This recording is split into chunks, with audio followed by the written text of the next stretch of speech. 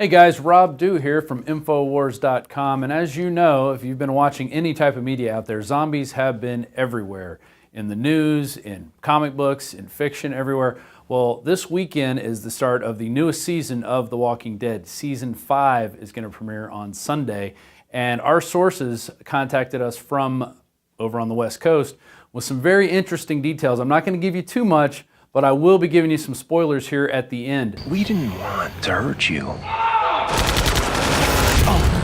But first, I want to clear up a few things that have been going on with some different hoax articles that have been happening with zombies. Just 2 days ago from International Business Times, Ebola Zombie Apocalypse 2014 Risen from the Dead story is a hoax. And they are referencing an article that came out of a magazine called Huzlers, Huzlers. And they came out, here's the headline: Breaking news, Ebola victim rises from the dead in Africa, fear of a zombie apocalypse. They even show the picture of the guy that is supposedly risen from the dead. And yes, he does look exactly like what you would think a zombie would look like. Here's a quote from the article. Officials in Liberia have released the first confirmed image of a captured Ebola victim who rose from the dead. The name of the victim has not been released by the WHO, and news of the patient rising from the dead comes only hours after the United States announced its first Ebola victim in Dallas. What these guys here are doing are kind of taking that news, creating fantasy, and then try to ride off that wave of zombie paranoia, Ebola victims coming into the United States, which we have been doing since the end of the summer. We've been importing Ebola here into the United States, which is a serious issue. But of course, people like this aren't going to talk about that. They're going to try to fancify it up and make a bunch of hubbub about nothing. Well, then you have our article that came out late last month. Here's the headline, and it's written by Don Salazar. Zombie apocalypse, Ebola patients reportedly rise from the dead. 2 patients come back to life right before their funerals. Well, if you read down, our source of the article is not Huzlers. It's actually a newspaper in Africa, the New Dawn, Truly Independent is what they call it. And from their article, their headline is Dead Ebola Patients Resurrect. 2 Ebola patients who died of the virus in separate communities in Nimba County have reportedly resurrected in the country. The victims, both females believed to be in their 60s and 40s respectively, died of the Ebola virus recently in Hope Village community and Catholic community in Ganta, Nimba.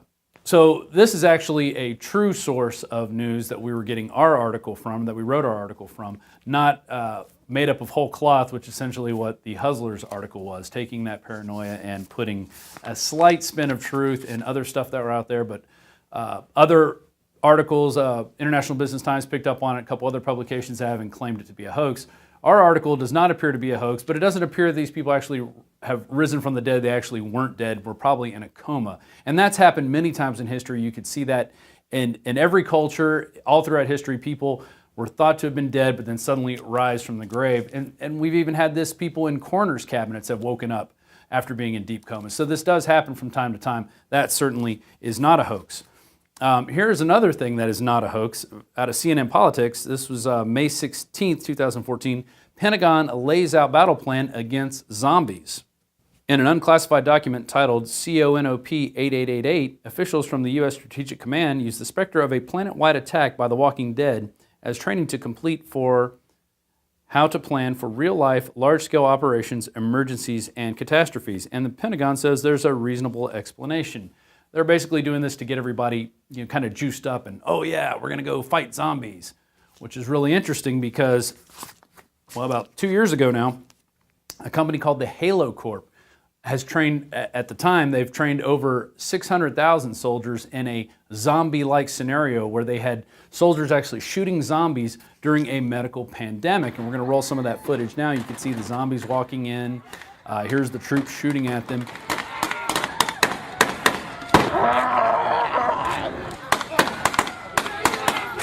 Oh, and look, here's the tank rolling up, and look at the guys getting out in hazmat suits.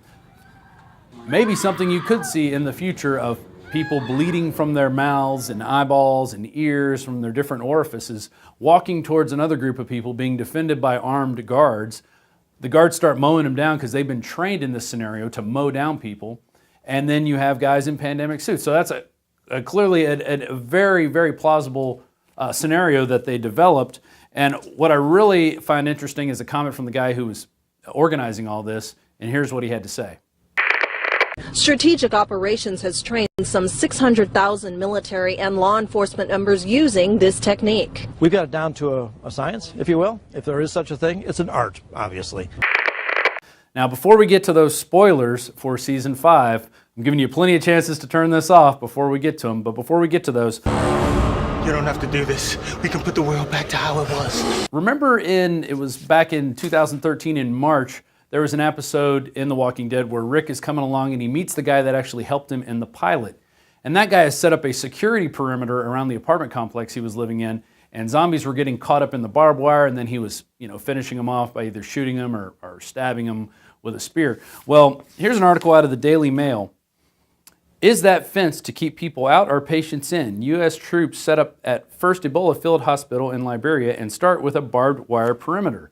And there's photographs here. You can see them setting up the Constantino wire, just stretching out many layers of it, setting that up, putting it in, burying it with fence poles, stuff to really keep it secure, sort of like the same thing. Maybe they've watched that episode and decided this is what we have to do to keep us safe. If you remember, even a few weeks ago, there was a patient who got out of an Ebola treatment center and was seen walking around, and you had the officials in hazmat gear and the police capture this guy and round him back up and get him back in the hospital. So this is something that we could see in the future. And now we're going to get on to the spoilers here for Season 5 of The Walking Dead. You show up and 3 of us are gone.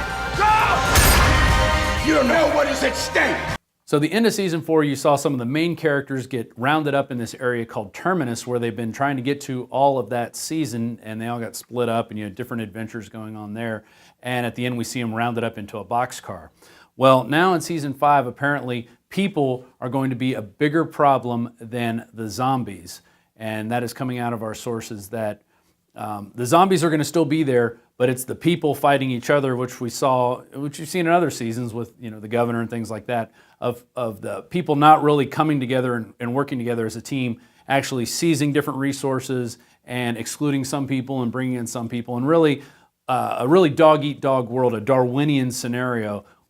We're also going to have more major characters dying off, and really quickly. Don't be surprised if you see several of your favorites, maybe even Norman Reedus, the Archer, maybe seeing him die off.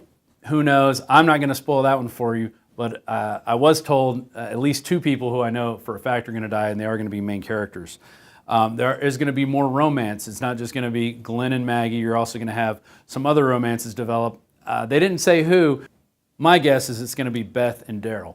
Also, we're now at least a year and a half, maybe 2 years into this zombie apocalypse, and the zombies are really starting to fall apart. So you're going to see some more grotesque zombies than you would have seen in the previous seasons, where before they still look like they could have been humans. Maybe they could be turned back into humans with special drugs or whatever, but now it's full-blown rotting corpses coming at you with reckless abandon, as we've seen through all the other episodes of The Walking Dead. So that's all I'm going to give away there in the realm of spoilers. Hope you enjoy this season of The Walking Dead. And remember, truth is stranger than fiction. While this is a pretty entertaining series and it's a lot of fun out there is some real scary stuff going on, especially with our country and the precautions that they're not taking that they should be taking with Ebola. So remember that. I'm going to put some links down there at the bottom. Let me know what you think is going to be happening in The Walking Dead season. And for all you InfoWars fans who are wondering why I'm talking about The Walking Dead, it's called hijacking media. We bring up media stuff to get other people in there and then put our spin on it and let them know what's really going on out there. So I hope you appreciated this. Please spread it out to your friends. Like and subscribe below if you haven't done that. I'm Rob Dew with Infowars.com, and we'll see you next time. GMO good. Fluoride good for teeth. TSA gropey good. TSA stick hand in my pants for safety. Drones overhead good. GMO food make you strong. Vaccine in arm good. Mainstream media tell you truth.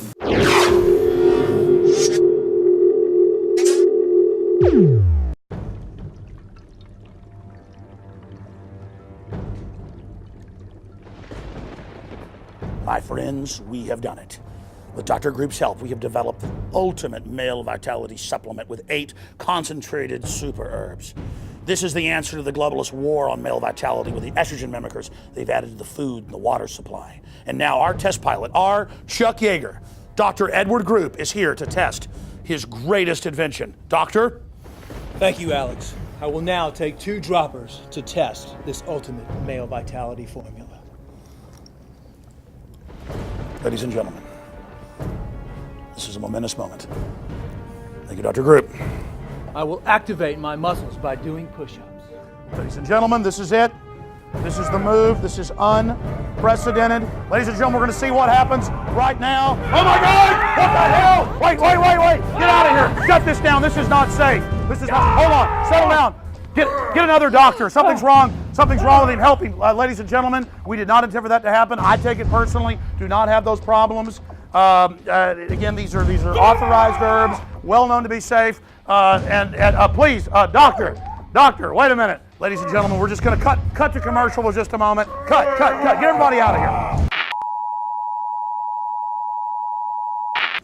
Super male vitality. It's awesome. Just not this awesome. Oh my God! What the hell? Ladies and gentlemen, the dramatization you've just seen is just that. It is satire to illustrate in a satirical way the incredible power of super male vitality.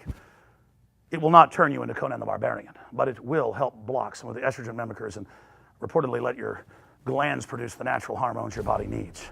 It also does have some other side effects in the human testing that we discovered, ladies and gentlemen. I'm about to illustrate right now what that is. Let's see if I can do it again. It takes some focus. Up, and away!